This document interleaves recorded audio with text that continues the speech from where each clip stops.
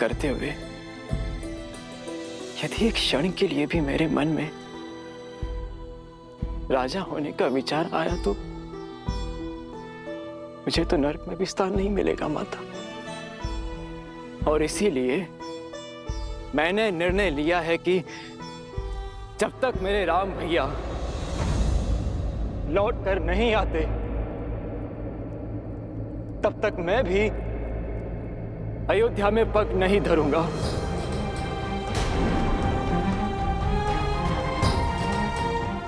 यही नंदीग्राम में रह के उनकी आज्ञा का पालन करूंगा, अपने भैया का दिया हुआ दायित्व निभाऊंगा, आप सबकी सेवा करूंगा और आप सब भी अपना कर्तव्य मत भूलिएगा। मत भूलिएगा कि अयोध्या पर केवल हमारे श्री राम का अधिकार है और मैं अयोध्या अपने महाराज के साथ ही लौटूंगा 14 वर्षों के बाद।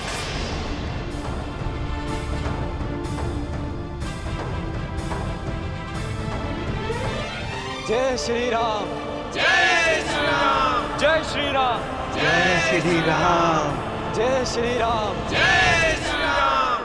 राम मातु गुर पद सिरुनाई, प्रभु पद पीठ रजाय सुपाई।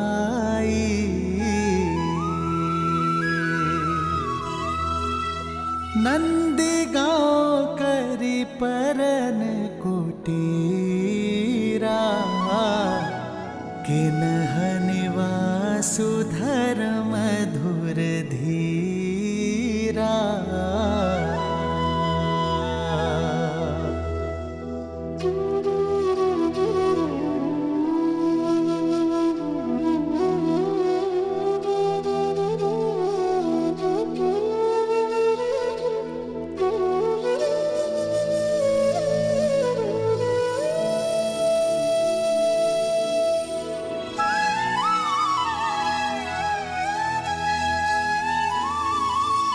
मैं यहाँ अयोध्या के बाहर नंदीग्राम में रह के राजकाज संभालूंगा और शत्रुघ्न तुम अयोध्या के अंदर रहकर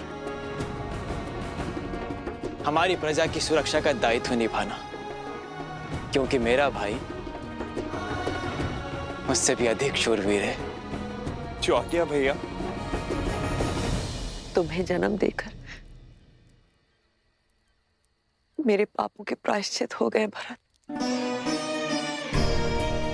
ये कह गई अपने आप को लज्जित होने से नहीं बचा पाए, किंतु अपने कर्मों से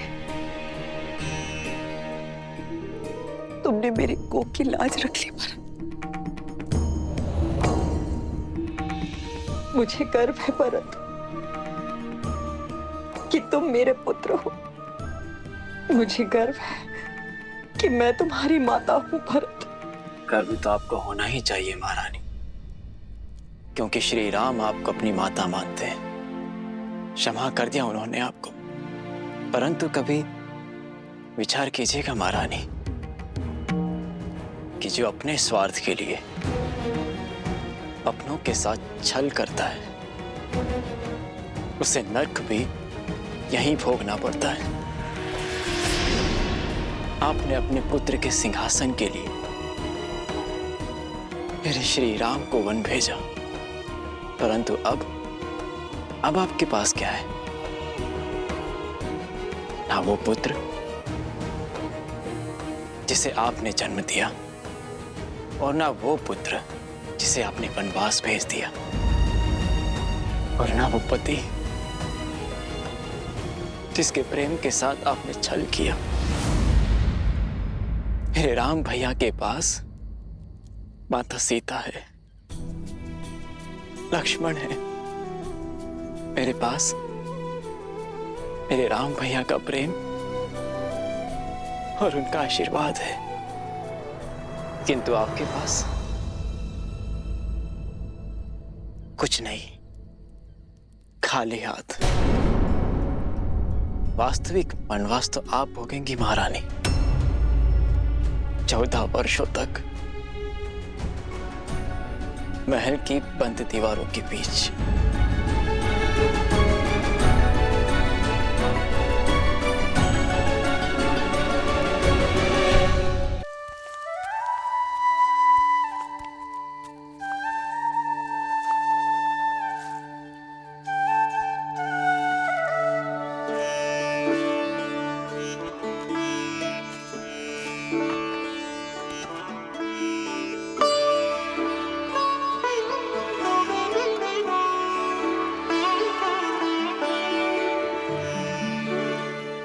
आपने लक्ष्मण भैया को देखा, बात कीजिए ना उनसे यार।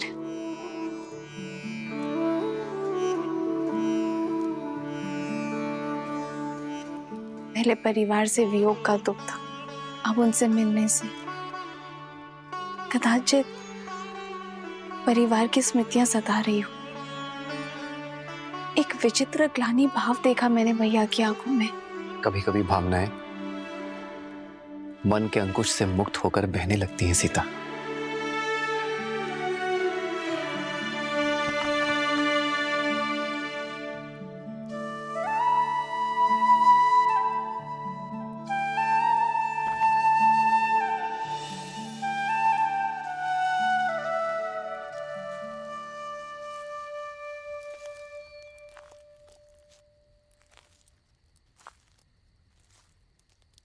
बैठो लक्ष्मण, बैठो।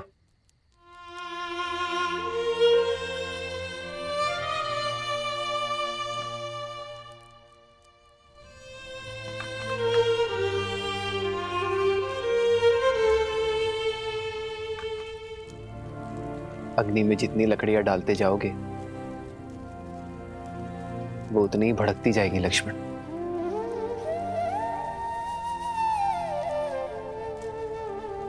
मन की अग्नि का भी यही नियम है। विचार के ईंधन डालते जाओगे तो वो धीमी कैसे पड़ेगी? मैंने पाप किया है भैया, स्वयं को बहुत छोटा अनुभव कर रहा हूं मैं। आपने बार बार समझाने का प्रयास किया मुझे, किंतु मेरी पत्नी मारी गई। लक्ष्मण, अपने प्रिय भरत भैया को नहीं, उस पवित्र आत्मा को नहीं पहचान पाया, उस पर संदेह किया मैंने भैया। स्वयं को अत्यंत मलिन कर लिया है मैंने भैया। मैं स्वयं को क्षमा नहीं कर पा रहा हूं।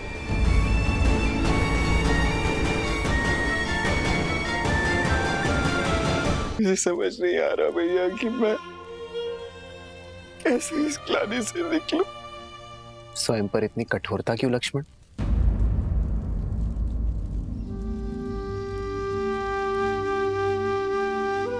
मेरे भाई ने कोई पाप नहीं किया है। तुमने भरत को हानि नहीं पहुंचाई है लक्ष्मण, बस मेरी रक्षा की है। और जिसके मन में रक्षा का भाव होता है वो मलिन हो ही नहीं सकता। ऐसी स्थिति, ऐसी परिस्थितियां ही तो हमें मनुष्य होने का आभास देती हैं लक्ष्मण। हमें बताती है कि हम सदैव उचित नहीं हो सकते। सीख देती है कि सोच समझकर, परिणाम विचार करके, शांत मन से निर्णय लेना यही जीवन है। भैया, भैया आप बस मुझे क्षमा कर दीजिए, बस एक बार मुझे क्षमा कर दीजिए। मैं आपको आश्वासन देता हूँ कि इसके पश्चात मैं श्रेष्ठ होने का पूर्ण प्रयास करूंगा भैया। आपकी भांति बनने का पूरा प्रयास करूंगा भैया। आप बस इसी प्रकार मेरा मार्गदर्शन करते रहिए। आदेश दीजिए मुझे भैया, मैं आपके किसी आदेश का उल्लंघन नहीं करूंगा, कभी नहीं करूंगा भैया। लक्ष्मण, शांत हो जाओ। क्षमा मांगने की कोई आवश्यकता नहीं है तुम्हें लक्ष्मण। चित्रकूट रुकने का हमारा प्रयोजन सिद्ध हुआ लक्ष्मण। अब नहीं तुम्हारे मन में कोई मलिनता है और ना भरत के मन में कोई ग्लानि। अब हम निश्चिंत होकर अपना कर्तव्य पालन कर सकते हैं। हमें दंडकारण्य चलना चाहिए लक्ष्मण। तुम्हें स्मरण है ना, महर्षियों ने हमसे सहायता मांगी है। जी भैया। बस हम शीघ्र ही दंडकारण्य की ओर प्रस्थान करेंगे।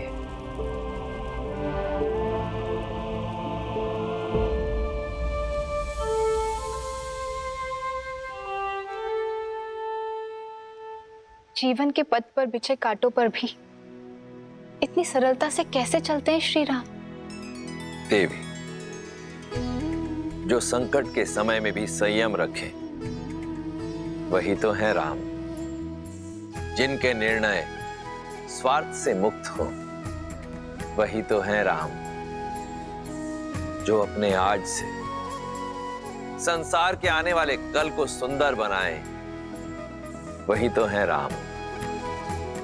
जो अपने कर्म, अपने चरित्र से मर्यादा को परिभाषित करे, परंतु स्वयं फिर भी सरल रहे, वही तो है मर्यादा पुरुषोत्तम श्री राम।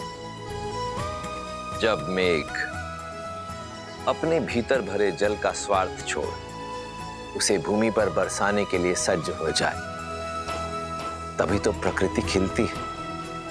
उसी प्रकार जब जब कोई मनुष्य अपने हित की चिंता छोड़ संसार के हित के विषय में सोचेगा, अपने कर्मों और चयन को समाज के उत्थान के साथ जोड़ेगा, तब तब उस मनुष्य के चरित्र में स्वयं श्री राम के चरित्र का पदार्पण होगा। जय श्री राम।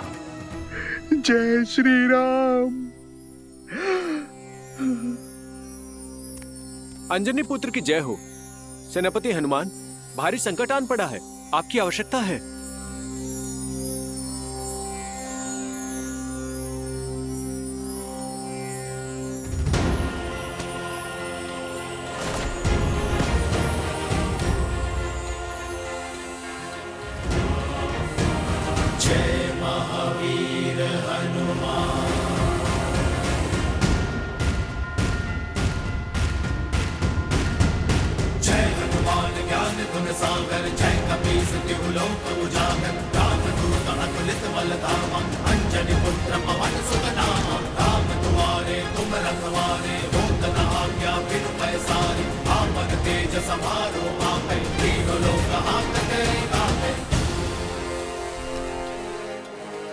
प्रणाम।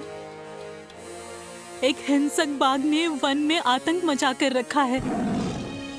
छोटे बच्चे खेलने भी नहीं जाते, बहुत भयभीत हैं वो। अब आप ही रक्षा कर सकते हैं सेनापति जी।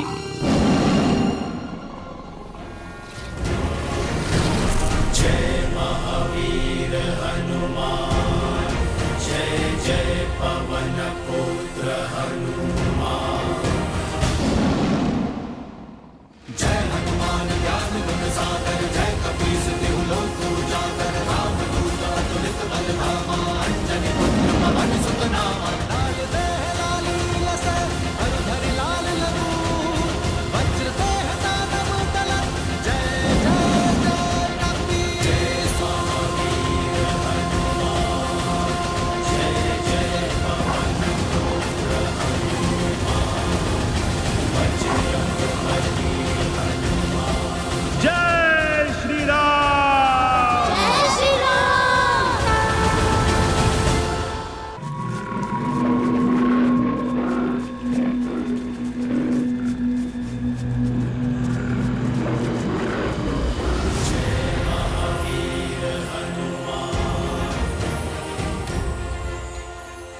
बालकों, किससे डर के भाग रहे थे? अच्छा हुआ हनुमान काका आप आ गए, हम तो बहुत डर गए थे। जब तक भय से भागोगे, भय तुम्हें भगाता रहेगा। पर हनुमान काका वो बाघ बहुत भयंकर है, वो वानर भक्षी हो गया है। हमारे खेलने के स्थान पे आ जाता है और हमें खाने का प्रयास करता है। कुमार अंगद, किष्किंधा के भविष्य हो तुम।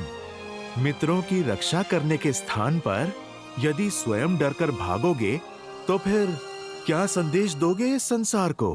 पर हम उसका सामना कैसे करते? वो इतना विशाल और हम नन्हे वानर।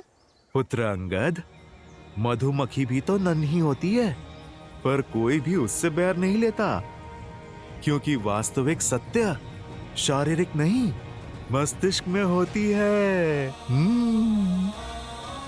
और फिर तुम्हारे पास एक और शक्ति भी है, संगठन की। तुम छोटे अवश्य हो, पर संख्या में बहुत हो, और बाघ तो अकेला है। यदि तुम मिलकर सामना करोगे, तो बाघ तो क्या, बड़े बड़े राक्षस भी चित हो जाएंगे तुम्हारे सामने। पर कैसे? जब बल कम हो तो बुद्धि और एकता काम आती है। चलो योजना बनाते हैं। श्री हनुमान जी की जय, श्री हनुमान जी की जय, श्री हनुमान जी की जय। एक एक वानर एक एक वृक्ष पे होगा, अच्छे से दृष्टि रखेगा कि बाघ किस मार्ग से जा रहा है। जिस वानर के पास से वो निकले, वो वानर अपनी चित्कार से संकेत करेगा। सचेत करने के लिए केवल सचेत नहीं करना है, बाघ के पीछे चलकर बिना किसी ध्वनि के उसका पीछा करना है। पर चित्कार रुकनी नहीं चाहिए। पहले एक देगा, फिर दूसरा, और फिर तीसरा, और फिर सब अपनी चित्कार एक दूसरे की चित्कार में मिलाएंगे। फिर जब बाघ एक रिक्त स्थान पर आ जाए, सब एक साथ चित्कार दें और फिर कूदकर उसके सामने आ जाएं। वो दहाड़ेगा।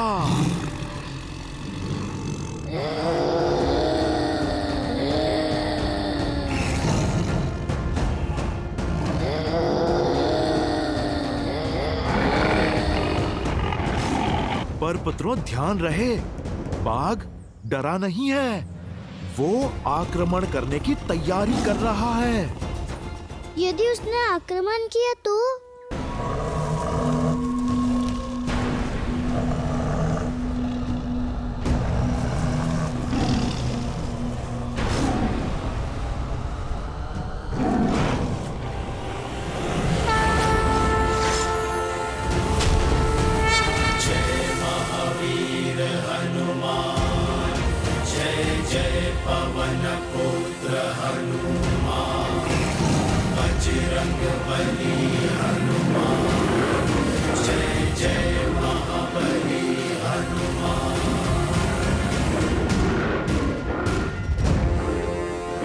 कहा था ना, तब मैं आऊंगा।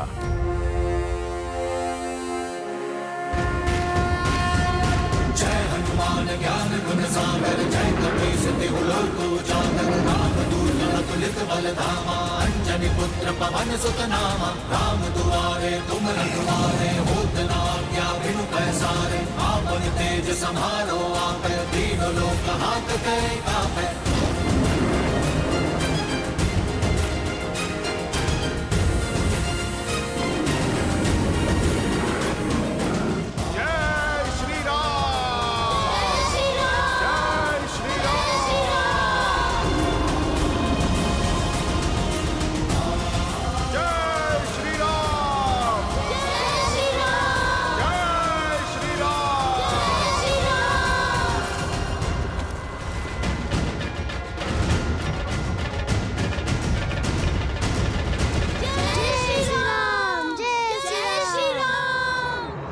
अब समझे, सच्चा बल भुजाओं में नहीं, स्वयं पर किए गए विश्वास में है।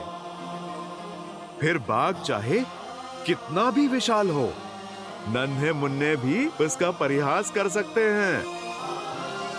समझो, भय की आंखों में आंखें डाल के विश्वास से देखोगे, भय स्वयं दुम दबा के भाग जाएगा। पर ये विश्वास जगेगा कैसे हनुमान काका? भक्ति और शक्ति में संतुलन बनाना सीख जाओ। भक्ति तुम्हें धर्म से जोड़ती है और शक्ति कर्म से, और ये संगम जीवन के हर एक उतार चढ़ाव में तुम्हारा मार्गदर्शन करेगा। तो हमें भक्ति और शक्ति दोनों का पट दिखाइए। ठीक है, तो फिर आरंभ अखाड़े से करेंगे। तुम्हें कुश्ती कला में निपुण बनाकर शक्ति पाने के योग्य करूंगा, और योग का ज्ञान सिखाकर सिद्धियां पाने का द्वार खोलूंगा।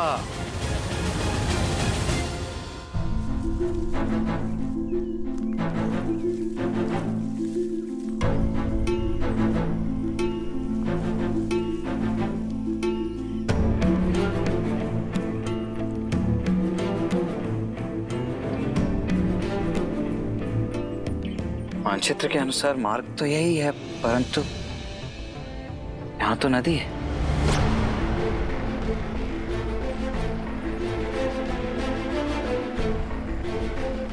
कदाचित हम मार्ग भटक गए हैं भैया।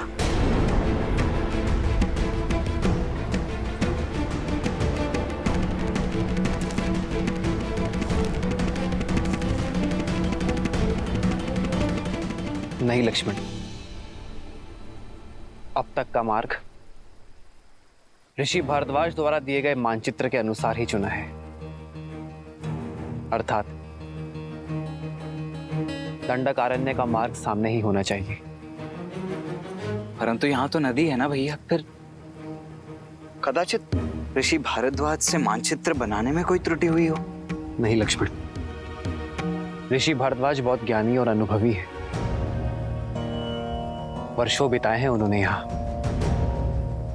उनके ज्ञान पर संदेह करना उचित नहीं है। मार्ग हमारे सामने ही है लक्ष्मण, कदाचित हम उसे देख नहीं पा रहे हैं।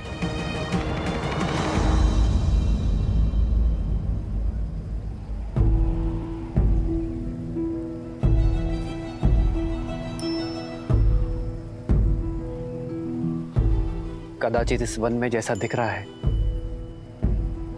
वैसा है नहीं लक्ष्मण।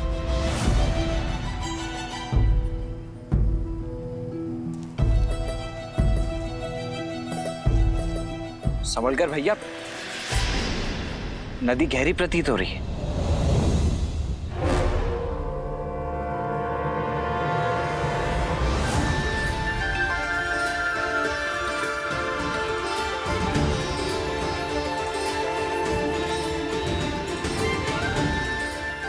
यहाँ कोई नदी नहीं है, केवल नेत्रों का भ्रम है। ऋषि भारद्वाज ने भी बताया था कि राक्षस मायावी है। कहीं ये भी किसी माया का भागी तो नहीं है? यदि मार्ग ढूंढना है तो माया से लड़ना होगा लक्ष्मण। जी भैया। आओ सीता।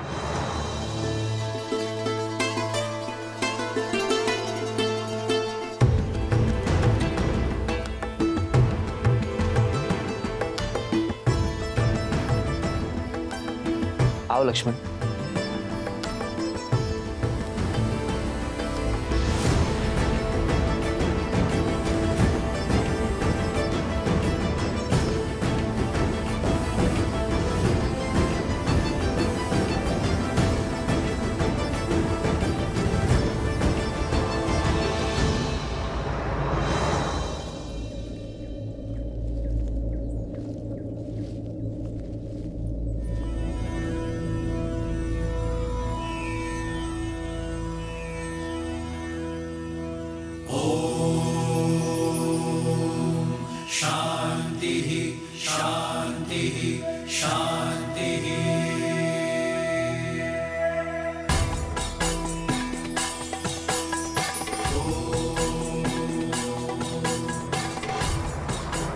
राम, तुम आ गए?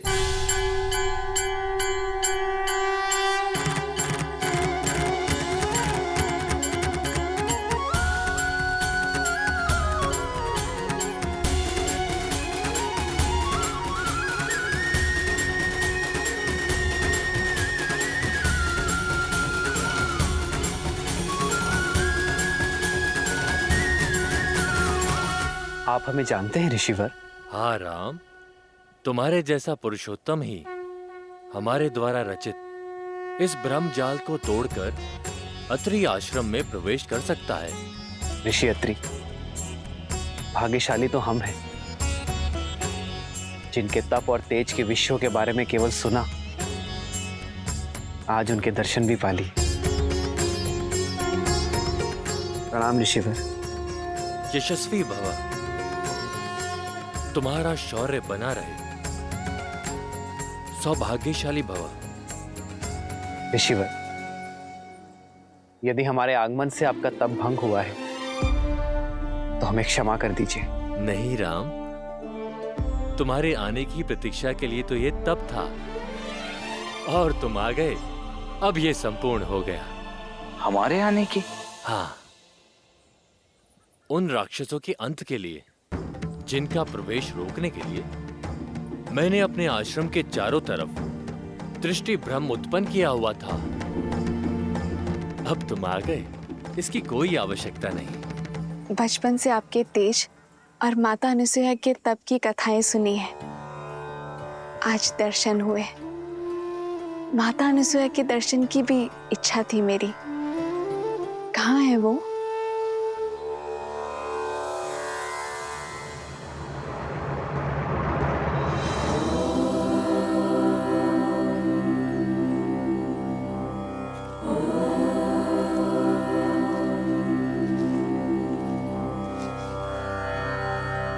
प्रणाम अनुसुईया माता।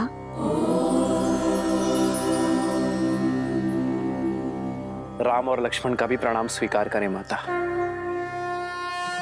आशीर्वाद मांगने के पूर्व मेरे एक प्रश्न का उत्तर दो राम। ये दंडक वन है, यहाँ पग पग पर उदंडी असुरों का वास है। ये एक सज्जन शीलवान स्त्री के लिए कोई स्थान नहीं, और यहाँ तुम अपनी कोमल पत्नी को लेकर आने की भूल कैसे कर सकते हो? ये सुरक्षित नहीं है राम। क्षमा करें माँ, पर मैं असुरक्षित नहीं। जैसे आपके पास आपकी सुरक्षा के लिए आपके तप का ताप है, उसी प्रकार मेरे पास मेरे पति, मेरे श्री राम का कवच है, भैया लक्ष्मण की सुरक्षा है। जिस प्रकार आप इसी वन में अपने पतिव्रता के बल से अपने पति की संगिनी बनकर रह रही हैं, उसी से प्रेरणा लेकर ये सीता भी आपकी ही भांति अपने पति की यात्रा में उनका साथ देगी। ऋषि भारद्वाज के आदेश से पीड़ित ऋषियों के तारण के लिए हम दंडक वन की ओर बढ़ रहे हैं। कदाचित यही हमारे वनवास के लिए नियति का उद्देश्य है ऋषिवर। ऐसे में आपसे भेंट हमारे लिए आशीर्वाद है। हम आशा करते हैं कि आगे की परिस्थितियों, समस्याओं और उनके निवारण के लिए आप हमारे मार्गदर्शक बनेंगे। दंडकारण्य। क्या हुआ ऋषिवर? आप इतने चिंतित क्यों हो गए? दंडकारण्य कोई सामान्य वन नहीं है, सहस्त्र मायावी राक्षसों का गढ़ है राम।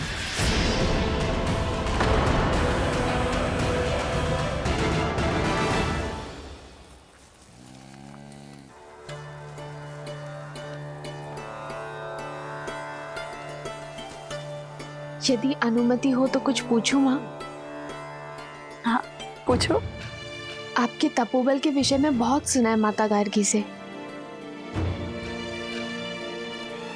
क्या सुना है? यही कि कैसे त्रिदेव ऋषियों का भेष धरकर आपके पतिव्रत की परीक्षा लेने आए थे, और कैसे आपने एक असंभव चयन किया।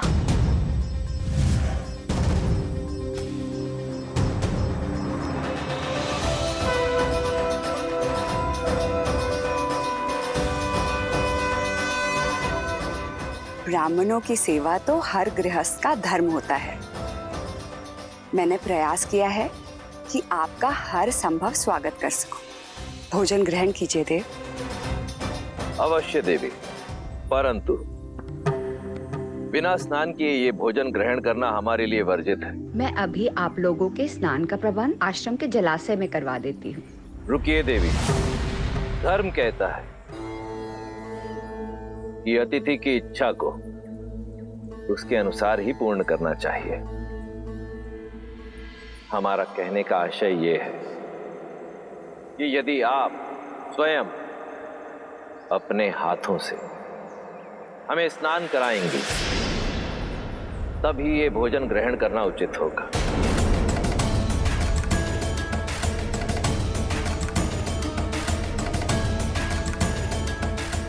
किस सोच में पड़ गई देवी?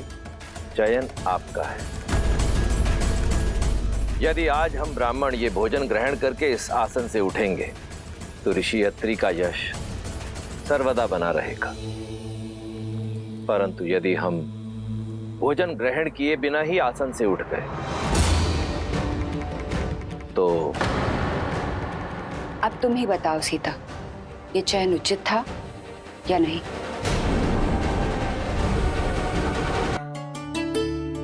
चयन कठिन अवश्य था।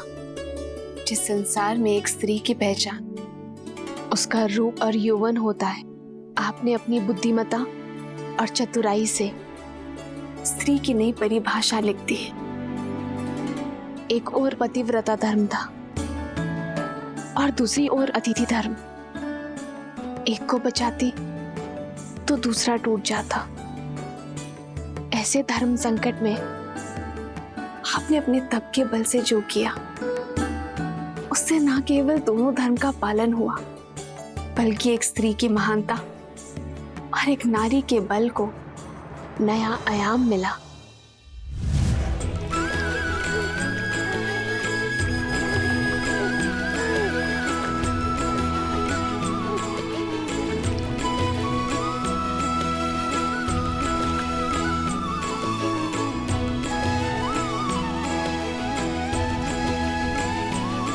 अब आपका स्नान संपन्न हुआ।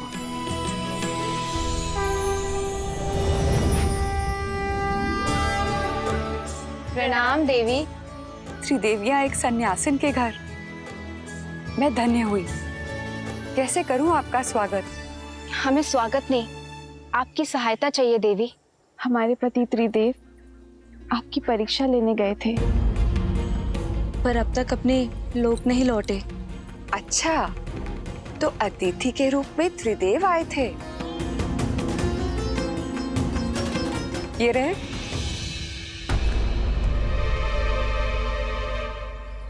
अपना अपना चुन लो।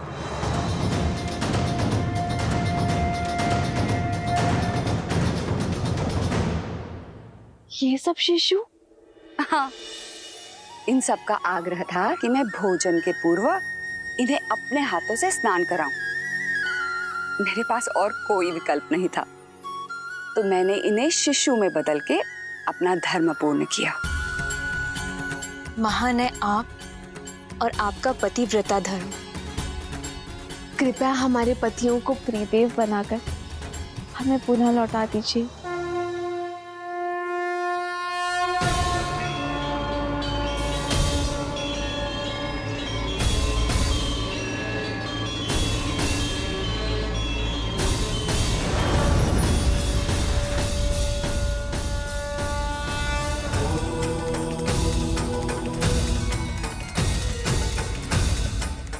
देवी अनुसुईया, संसार में जब जब पतिव्रता धर्म की बात होगी तब तब आपका उल्लेख अवश्य होगा।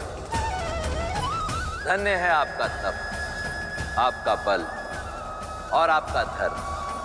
और धन्य है हम माता कि हम जो जन्मे नहीं उन्हें आपके रूप में माता का प्रेम और स्नेह मिला। सुनना महत्वपूर्ण नहीं है, महत्व तो सीख का है जिसे ग्रहण करना आवश्यक है। बताओ, तुमने क्या सीखा सीता? जो सीखा उसी का बल लेकर तो इस मायावी वन में आ सकी हूं मैं माता। मैंने सीखा, यदि आपके हृदय में आपके जीवन साथी के लिए अटल प्रेम और अटल समर्पण हो, जब अपने प्रेम और समर्पण पर पूर्ण विश्वास हो, तो कोई माया ही क्या, संसार रचने वाले, चलाने वाले और नष्ट करने वाले त्रिदेव भी उस विश्वास को खंडित नहीं कर सकते माता। सारे संसार को उसके सामने नतमस्तक होना ही पड़ता है। तुम अद्भुत हो सीता। तुम्हारे आचरण और तुम्हारे विचारों ने मुझे जीत लिया है। तुमने अपने लिए मेरे मन में एक विशेष स्थान बनाया है सीता। मैं तुम्हें कुछ देना चाहूंगी। दंडकारण्य रण क्षेत्र होगा राम, जहां शत्रु सामने से नहीं दिखाई देगा और प्रहार किसी भी दिशा से हो सकता है। जहां रावण के सौतेले भाई खरदूषण के अतिरिक्त अकंपन, तृष्णा, विराद और कवंद जैसे मायावी राक्षस होंगे। अब तुम ही बताओ, उस स्थान पर एक स्त्री का रहना उचित है?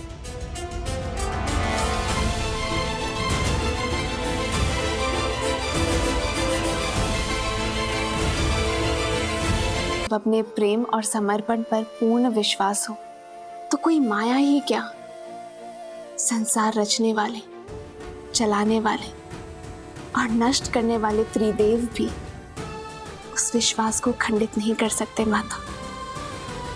सारे संसार को उसके सामने नतमस्तक होना ही पड़ता है। तुम अद्भुत हो सीता। तुम्हारे आचरण और तुम्हारे विचारों ने मुझे जीत लिया है। तुमने अपने लिए मेरे मन में एक विशेष स्थान बनाया है सीता। मैं तुम्हें कुछ देना चाहूंगी।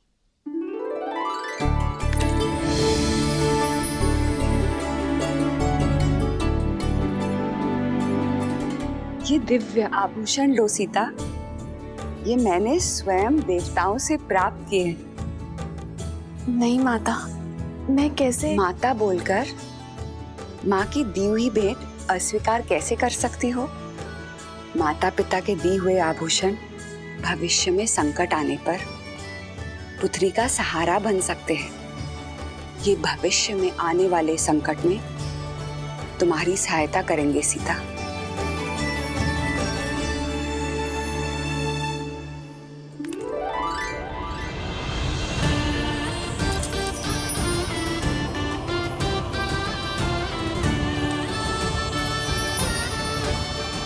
साक्षात देवी लक्ष्मी का अवतार लग रही हो।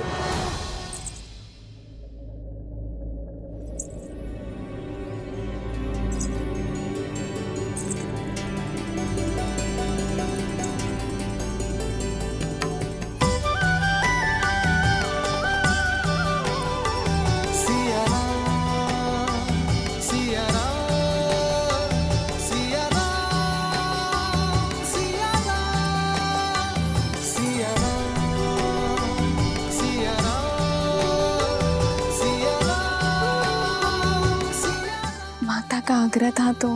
आग्रह नहीं, प्रेम। माता के घर से कहीं कोई पुत्री खाली हाथ जा सकती है?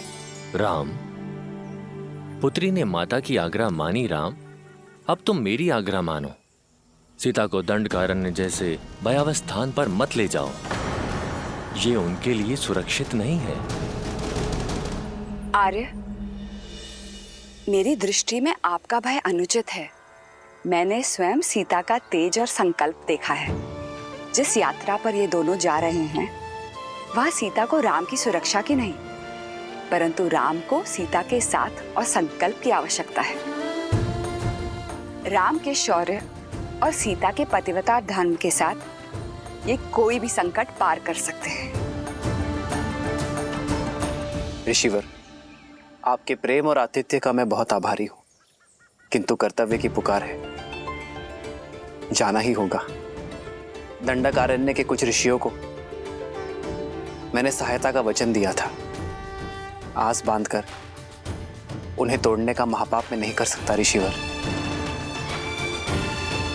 विदा दीजिए ऋषिवर, और आशीर्वाद भी।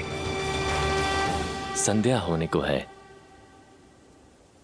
इस बार में दंडकारण्य जाना उचित नहीं है। आज तुम सब यहीं रुक जाओ। कल भोर में नए सूर्योदय के साथ नई यात्रा प्रारंभ करना। जैसे आपकी आज्ञा ऋषिवर।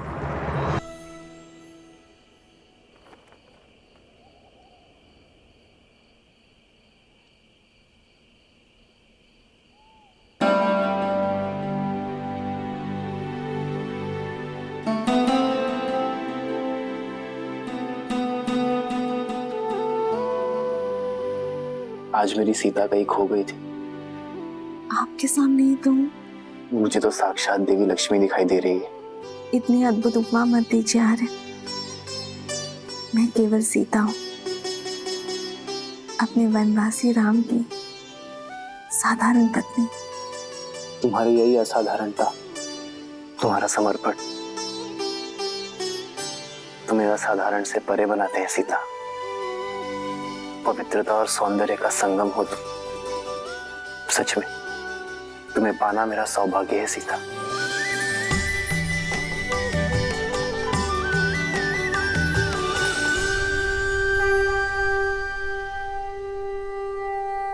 विजयी भव। आयुष्मान भव। राम, एक माता की ये सीख स्मरण रखना, लक्ष्य जितना बड़ा हो मार्ग उतना ही कठिन होता है। अपरिचित संकटों से घिरा है वो स्थान। तुम तीनों की सतर्कता और साथ यही कवच है। एक पल के लिए भी कोई असावधानी मत करना। अवश्य माता।